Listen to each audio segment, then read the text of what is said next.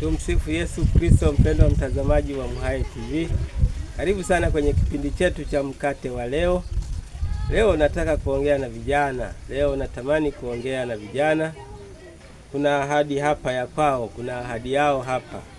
Bado tunaziongelea ahadi za Bwana, na hapa kuna ahadi kwa vijana. Zaburi ya 119, Zaburi ya 119 mstari wa 9, mstari tu mmoja. Anasema, jinsi gani kijana aisafishe njia yake? Kwa kutii akilifuata neno lako. Jinsi gani kijana aisafishe njia yake? Kwa kutii akilifuata neno lako. Kijana upo? Kama upo, basi nisikilize vizuri. Kwa dakika hizi kidogo tu utapata faida kubwa sana. Iko ahadi yako hapa kutoka kwa Bwana. Huyu Daudi anasema, namna gani kijana aisafishe njia yake? Njia ya kijana ikoje? Njia za vijana zikoje? Njia za vijana ni nzuri, lakini mara nyingi zina tabia ya kuchafuliwa. Maisha hapa anazungumzia hapa ni maisha. Maisha ya kijana ni safi, lakini kuna wakati maisha ya kijana huchafuka. Sasa yakichafuka, yanatakiwa yasafishwe.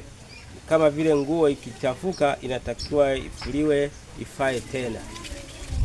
Kama vile chombo kikitumiwa kimechafuka kinatakiwa kisafishwe ili kifae tena. Ndivyo yalivyo maisha ya kijana, yana tabia ya kuchafuka. Yana tabia ya kuchafuka. Sasa njia gani ya kusafisha maisha ya kijana? Kijana lazima maisha yako yasafishwe yanapochafuliwa. Hasa hapa mwandishi anasema, jinsi gani kijana ataisafisha njia yake iliyochafuka? Njia ya kusafisha maisha ya kijana yaliyochafuka ni hii. Ni neno la Bwana. Neno la Mungu. Neno la Mungu ni sabuni tosha, ni maji yanayoosha njia ya kijana kwa sabuni safi. Kwa hiyo neno la Mungu ni kama maji yanayoosha na kusafisha njia au maisha ya kijana. Kijana ukichafuka, usikimbilie mahali pengine kwenda kuoga. Kimbilia kwenye neno la Mungu. Uchafu ninaoongelea hapa ni uchafu wa kujiingiza katika matendo ya dhambi. Matendo ya dhambi yana tabia ya kumchafua kijana. Matendo yasiyofaa, matendo ambayo kijana yanamharibia sifa. Kwa kawaida kijana sifa zake ni mwenye nguvu. Ukisoma Methali anasema fahari ya vijana ni nguvu zao. Fahari ya vijana ni nguvu zao, lakini kijana ili fahari yake iendelee, lazima hizi nguvu azitumie vizuri. Lazima nguvu hizi azitumie vizuri. Kwa hiyo kijana, wewe ni mwenye nguvu. Nguvu zao vijana mara nyingi wanazitumia vibaya. Lakini nikushauri wewe kijana mwenye nguvu, hebu zitumie nguvu zako vizuri. Usizitumie katika kujichafua. Wengine wamejichafua, majina yao sasa hayajulikani. Wengine wamejichafua kwenye pombe, wengine wamejichafua kwenye ulevi na uzinzi na mambo kadha wa kadha. Wengine wamejiingiza kwenye uvutaji bangi, wengine wamejiingiza kwenye madawa ya kulevya na kadhalika. Kwa njia hiyo unachafua maisha yako kijana. Kwa njia hiyo unachafua maisha yako. Lakini kijana mwenye akili, kijana mwenye ufahamu amekimbilia kwenye maji safi, yani neno la Mungu. Neno la Mungu ukiliishi na kulitii, njia yako au maisha yako yatakuwa safi. Kijana unayenisikia, ni vizuri sana kwako tenga muda wa kusoma Biblia. Tenga muda wa kusikiliza mafundisho, mahubiri mbalimbali. Kama kuna wakati mahubiri ni mengi, ni miaka hii tunayoishi.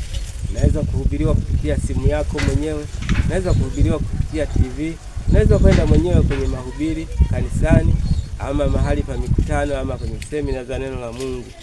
Kwa kufanya hivyo utasafisha njia yako. Unasafisha njia yako. Njia yako inatakiwa usafishwe kijana wangu. Unataka utembee mahali salama, unataka kufanikiwa maisha yako, neno la Mungu litakupa mafanikio. Unataka uone faida, unataka upate heshima, neno la Mungu litakuheshimisha. Neno la Mungu pekee linaweza kukuheshimisha. La sivyo hautapata heshima, lakini neno la Mungu pekee linaweza kukupa heshima. Neno la Mungu. Hebu tenga muda wa kulisoma neno la Mungu, kulisikiliza neno la Mungu. Kwa njia hiyo maisha yako yatabadilika jumla. Utakuwa kijana wa heshima, kuwa kijana wa kutafutwa, utakuwa kijana ambaye unatafutwa. Jamani, tutampata wapi kijana John? Tutampata wapi kijana Neema? Kwa hiyo kwa njia hiyo utakuwa umejitafutia sifa njema, lakini haipatikani popote isipokuwa katika neno la Mungu. Mungu wa mbinguni akubariki. Tukutane tena. Bila shaka umeelewa ninachosema. Wote tunapaswa kulisoma neno la Mungu, lakini neno la Mungu kwa kijana ni kama maji yasafishayo. Kwa hiyo tafadhali sana zingatia hayo kijana. Barikiwe sana. Jina lake Mungu Baba, Mwana na Roho Mtakatifu. Amen.